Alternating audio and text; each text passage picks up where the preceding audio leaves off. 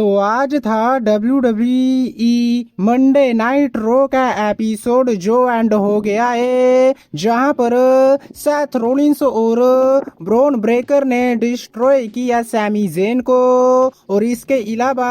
PAT मैकाफे ने challenge कर दिया है गुंथर को सिंगल मैच के लिए, जिसके बारे में हम बात करेंगे और बात करेंगे फुल डिटेल में आज हुए मंडे नाइट रो के एपिसोड के बारे में। तो शो की शुरुआत देखने को मिलती है सबसे पहले सेथ रोलिंस, ब्रॉन ब्रेकर और पॉल हेमन की तरफ से, जहां पर सेथ रोलिंस ये कहते हैं कि हमारी जो टीम है वो WWE कंपनी को चलाने वाली है, कोई एक बंदा इस कंपनी को कंट्रोल नहीं करेगा, जैसे कि CM पंक और रोमन रेंस ने किया, और वैसे भी हम उन दोनों को बाहर फेंक देंगे कंपनी से। लेकिन तभी वहां पर सैमी ज़ेन आ जाते हैं, जिसके बाद सैमी ज़ेन यही कहते हैं कि सेथ रोलिंस ने जो कुछ भी किया है वो बहुत ही ज्यादा गलत है, जिसके बाद सेथ रोलिंस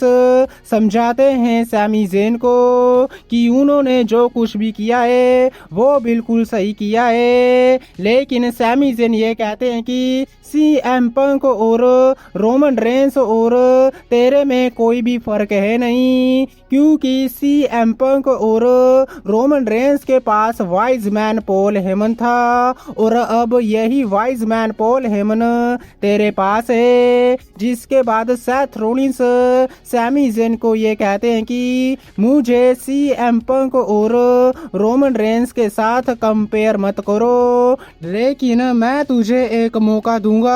कि तू मेरी टीम को ज्वाइन कर ले। अगर तूने ऐसा नहीं किया तो मैं तेरे साथ कुछ गलत नहीं करूंगा, लेकिन तुझे ये ब्रांड छोड़कर स्मैकडाउन के ब्रांड पर ड्राफ्ट होना पड़ेगा और मुझे जवाब चाहिए शो के खत्म होने तक।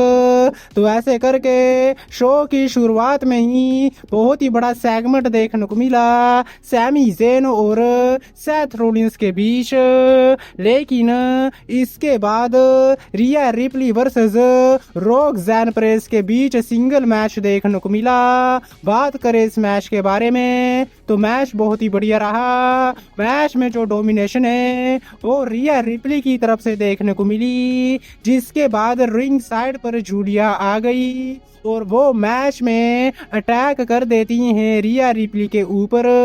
जिसके चलते मैच डिस्क्वालिफिकेशन वे में एंड हो जाता है। और मैच के बाद जूलिया और रोक्सेन पेरेज दोनों ही मिलकर अटैक करती हैं रिया रिप्ली के ऊपर, लेकिन वहां पर इयो स्काई आती हैं और वो सेव करती हैं रिया रिप्ली को, जिसके चलते जूलिया और रोक्सेन पेरेज को वहां से भागना पड़ जाता है। इसके बाद लोगन पॉल देखने को मिलते हैं, जहां पर वो सबसे पहले यही कहते हैं कि उन्होंने AJ स्टाइल्स को हराया, जिसके बाद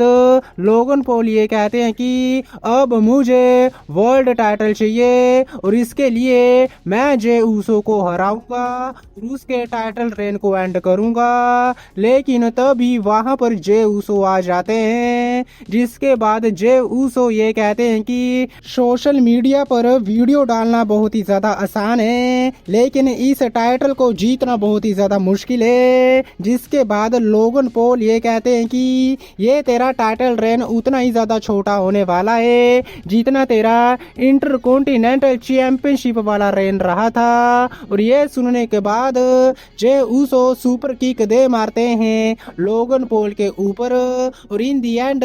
रिंग में स्टैंड होल्ड करते हैं जे ऊसो। इसके बाद four raiders versus Judgment Day की टीम के बीच टैग टीम मैच देखने को मिलता है। बात करें इस मैच के बारे में तो रिंग साइड पर कार्लिटो होते हैं, जिसके बाद पेंटा वहां पर आते हैं और वो कार्लिटो को ठिकाने लगा देते हैं, जिसके बाद एरिक और आइवार दोनों ही मिलकर अपना फिनिशर लगा देते हैं JD मैकडोना के ऊपर और पिन करके इस मैच को जीत लेते हैं एरिक और आइवार। इसके बाद बैकी लिंच हमें देखने को मिलती हैं, जहां पर बैकी लिंच एक्सप्लेन करती हैं कि आखिर क्यों उन्होंने अटैक किया लारा वेल्केरिया के ऊपर, जहां पर बैकी लिंच ने चिल्लाने के अलावा कुछ भी नहीं किया। लेकिन बैकी लिंच ये भी कहती हैं कि उन्होंने ही अटैक किया बेली के ऊपर, क्योंकि बेली के साथ उनका अनफिनिश्ड बिजनेस है और लारा वेल्केरिया के ऊपर इसीलिए अटैक किया क्योंकि लारा वेल्केरिया ने रेसलमेनिया के लिए मुझे नहीं बेली को ही चुना था। जिसके बाद लारा वेल्केरिया वहां पर आती हैं और वो मारने की कोशिश करती हैं बैकी लिंच को, लेकिन बैकी लिंच वहां से भाग जाती हैं। जिसके बाद बैकलैश के लिए चैलेंज कर देती हैं लारा वेल्केरिया बैकी लिंच को। और अब बैकलैश 2025 में होगा लारा वेल्केरिया वर्सेस बैकी लिंच के बीच मैच, जहां पर बैकी लिंच के अगेंस्ट लारा वेल्केरिया अपनी इंटरकॉन्टिनेंटल चैंपियनशिप को डिफेंड करेंगी। इसके बाद पैट मैकाफे हमें देखने को मिलते हैं और वो गुंथर को चैलेंज कर देते हैं एक सिंगल मैच के लिए, जहां पर पैट मैकाफे यही कहते हैं कि गुंथर ने जो कुछ भी किया वो बहुत ही ज्यादा गलत किया और इसके लिए मैं गुंथर को चैलेंज करता हूं एक सिंगल मैच के लिए। और बैकलैश 2025 में होगा पैट मैकाफे वर्सेस गुंथर के बीच एक सिंगल मैच। लेकिन बात करें शो के मेन इवेंट के बारे में तो यहाँ पर सेथ रोलिंस और सैमी जेन के बीच प्रोमो सेगमेंट देखने को मिला, जहाँ पर सैमी जेन को सेथ रोलिंस यही कहते हैं कि मुझे पता है कि तू मुझे ज्वाइन नहीं करने वाला है, तो ऐसे में मैं तुझे यही कहूंगा कि तू स्मैकडाउन पर ड्राफ्ट हो जा, क्योंकि अगर तू यहाँ पर रहा तो तेरे लिए बहुत ही ज्यादा बुरा हो सकता है और मैं तेरे साथ कुछ भी बुरा नहीं करना चाहता क्योंकि तू मेरा बेस्ट फ्रेंड है। जिसके बाद सेथ रोलिंस को सैमी जेन ये कहते हैं कि तू मुझे अपना बेस्ट फ्रेंड कहता है लेकिन मुझे धमकी भी देता है, लेकिन मैं तुझे बता दूं मैं तेरा साथ नहीं देने वाला हूँ और ना ही मंडे नाइट रो को छोड़कर कहीं भी जाने वाला हूँ। जिसके बाद ब्रॉन ब्रेकर वहां पर आ जाते हैं और हमें देखने को मिलता है Bron Breakker versus Sami Zayn के बीच सिंगल मैच। बात करें इस मैच के बारे में तो मैच में दोनों ही सुपरस्टार्स की तरफ से बहुत ही कमाल का एक्शन देखने को मिला, लेकिन मैच के एंड में जाकर स्पीयर की बारिश कर दी ब्रॉन ब्रेकर ने सैमी जेन के ऊपर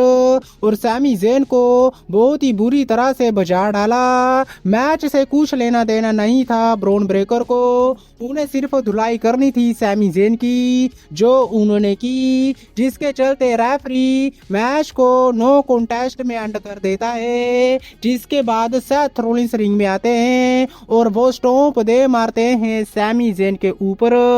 और इस तरह से ब्रॉन ब्रेकर के साथ मिलकर सेथ रोलिंस ने डिस्ट्रॉय कर दिया सैमी जेन को और इन दी एंड रिंग में स्टैंड ऑल देखने को मिलता है पॉल हेमन, ब्रॉन ब्रेकर और सेथ रोलिंस की तरफ से और इस तरह से एंड हो जाता है मंडे नाइट रो का एपिसोड, जो ठीक ठाक एपिसोड रहा। लेकिन आज की वीडियो में बस इतना ही। वीडियो अच्छी लगी हो तो वीडियो को लाइक, चैनल को सब्सक्राइब करना मत भूलना क्योंकि मैं लाता रहता हूँ ऐसी वीडियो। तब तक के लिए टिल देन मिलते हैं नेक्स्ट वीडियो में काफी ज्यादा जल्दी।